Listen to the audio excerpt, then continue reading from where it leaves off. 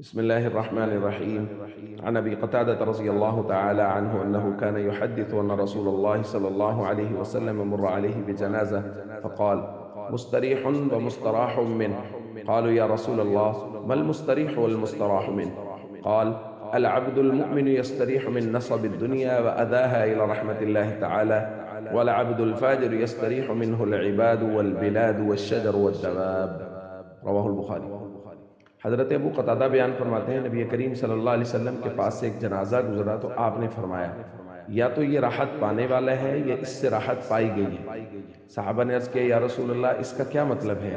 حضور علیہ الصلوۃ والسلام نے ارشاد فرمایا: بندہ مومن یعنی وہ جو نیک اعمال میں مصروف ہوتا ہے، وہ جب دنیا سے جاتا ہے تو وہ دنیا کی تکلیفوں اور پریشانیوں سے اللہ کی رحمت کی طرف راحت پا جاتا ہے، اور بندہ فاجر یعنی جو بدعمالیوں میں مصروف ہوتا ہے وہ جب دنیا سے جاتا ہے تو اس سے راحت پاتے ہیں انسان، شہر، درخت اور جانور بھی۔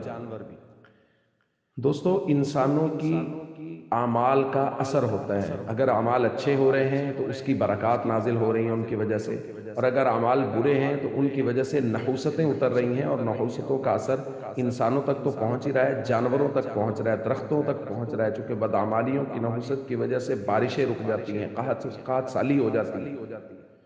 تو ہمارے معاشرے میں ہمیں یہ دیکھنا ہے کہ ہم کہاں کھڑے ہیں، ہمارا معاشرہ کہاں کھڑا ہے، اور ہمیں اس کو ٹھیک کرنے کی محنت کرنی ہے۔ بدعمالیوں میں سے سب سے بڑی بدعمالی ہے فرائض اور ارکان اسلام کی میں سستی ہونا یا ان کی پابندی نہ کرنا۔